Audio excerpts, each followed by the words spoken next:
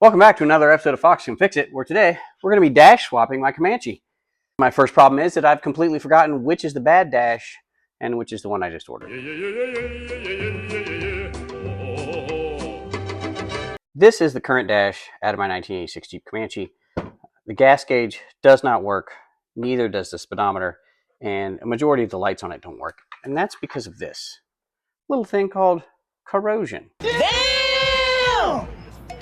These need to be good metal contacts, and this is pretty much just rust, and it's actually corroded the copper underneath and eaten most of that away.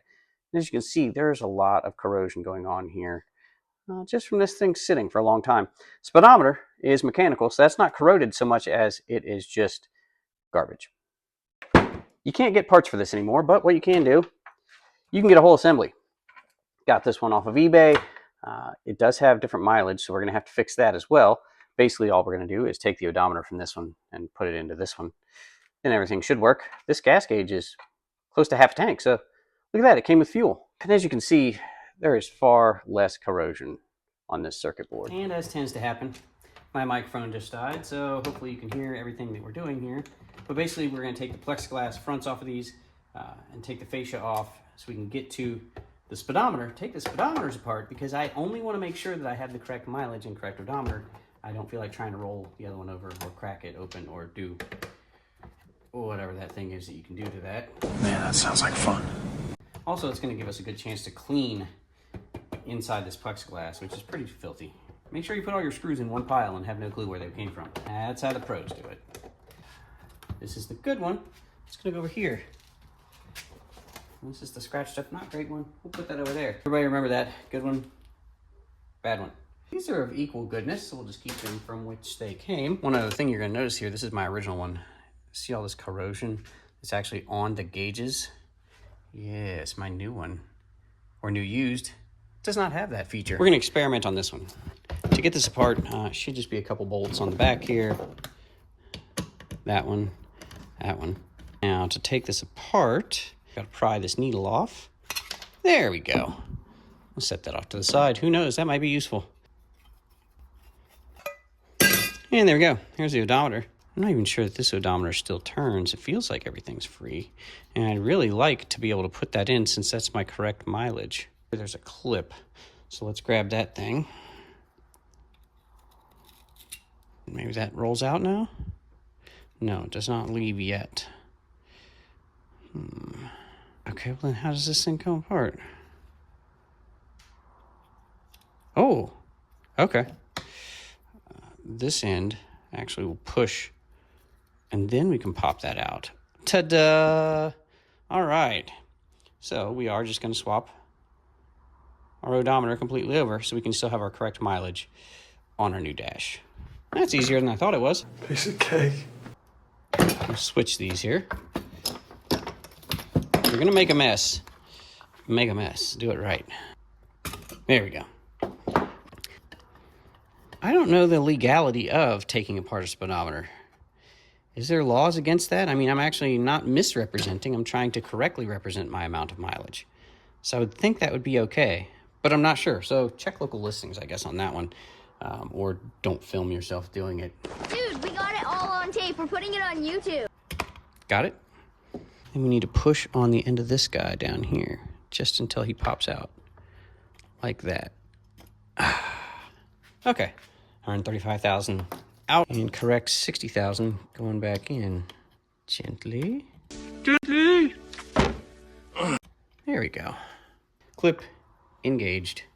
Oh, watch this speedometer. It won't even work. It'll be a cable issue. Actually, I really don't care. The other gauge was rusted to the point that I needed to replace it. So now we got to put our needle back on. This is probably the most nerve-wracking part, is I need it to go point about there to be calibrated correctly. There we go. You heard that pop on there. Yeah, ta-da! This plastic trim piece is not in too bad a shape, but as you can see, it's got a lot of dirt stuck into some corners over the decades. What we're going to do is we are going to just spray some super clean on this thing, wipe it down, then we'll throw it on.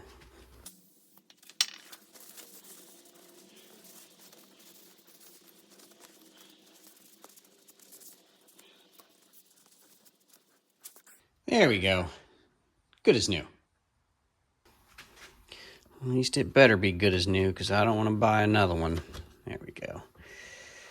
All lined up. There we go. Okay. Let's go slam this in the Jeep and see what happens. All right. Got the instrument cluster put back in. There's an electrical connection behind this. There's a second one that's roughly behind the fuel gauge, just a little bit off to one side. And then you've got your mechanical speedometer. Now what we're going to do is we're going to turn the key on, and hopefully that gas gauge works. If so, then we know we're good. If not, then I've got a different issue, possibly in the tank. And then we'll see if we can get this speedometer to work. Oh, instantly. Let's see how much fuel is actually in this thing.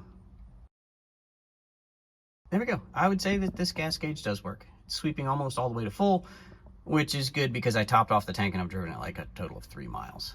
Now what we need to do is we need to test the speedometer. This thing is not quite ready for prime time as far as going out on the road. So to test the speedometer, we're gonna jack the rear end up. Hope it's not in 4-wheel drive when it says it's in 2-wheel drive. And throw it in gear. We are in gear. Taking my foot off the brake. And no speedometer whatsoever. You lose. Which means it's a cable issue. Well, that's fun. But we did fix the gas gauge, so that's good. Look at that, it's all the way full. This is the back end of the transfer case on this Jeep. This is the speedometer cable. There is a little gear inside right near the output shaft of this. And what I can tell you right now is here's a mild issue. See how much slop is in the end of this? Well, that means that, oh, see that? I just pushed that in like another 1/4 inch. There's an engagement issue, probably because of the cruise control. That shouldn't have that much play in it, but I just shoved that all the way in. So that should now be fully engaged into the cruise control. We may have a speedometer, but it's likely to just work its way right back out. So we've got a solution to that. This is a small check ball from a carburetor. And what I'm gonna do is I'm gonna put this small check ball right in here in the end of this to take up more space going into that speedometer gear. So this cable doesn't have as much play in it that way. Now, to be perfectly honest, I have never ever tried this trick before. So if it works, fantastic. And if it doesn't work, well, then it doesn't work. Check ball might actually be too big for this job. That is too big. I need a smaller check ball. Well, I don't have a smaller check ball, but what I do have is the remnants of this Rochester Quadrajet accelerator pump spring that I used to fix the climate controls. And we're gonna see if this will do double duty as a speedometer cable buffer. Okay, that is still too big in diameter, so we're gonna need something even smaller than that. Okay, plan C. I've got a 1/2 piece of a very small roll pin. We're gonna see if that fits. Oh, it's perfect. Okay, plan C it is. We'll put this speedometer cable back in there. There we go. And we've just taken up all the slack at the end of that, and we're gonna see if we have speed, I guess. Oh, it moved.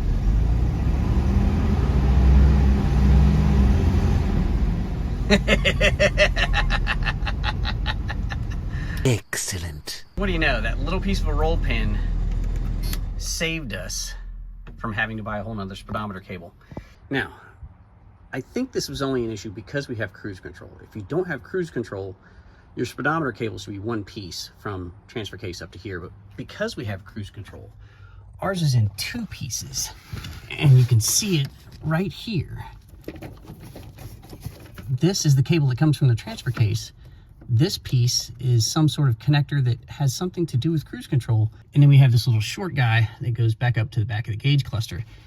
And our problem was slop in this cable because of this connection. So we have just taken up the extra room, basically shoving this cable farther into whatever this cruise control thing is and making a connection. And we've got speed. Woo! The only thing we don't know is whether or not the dash lights work. Those are going to be hard to see, but it looks like my dash lights are working. So We are one step closer to getting this thing on the road, man. We've got a working instrument panel. Now, I sort of had the idea that that little piece of roll pin or check ball was going to work because when I was trying to figure out the speedometer the other day, I unhooked it from the transfer case and it didn't work, but I could push it in by like 1/4 of an inch and then spin it by hand and I could get the speedometer to work. So I knew the issue was slack in the length of that cable, probably because of that cruise control connection. So, chunk of a roll pin later and it's fixed. I've got to put the dash back together. I've got to look at the brakes, which I said I was going to do this time, but I didn't. And yeah, after that, this thing should be able to drive. Thanks for watching this one, everybody. We've got gauges, and if you've got a speedometer issue, check out my fix I just did. We'll see you next time.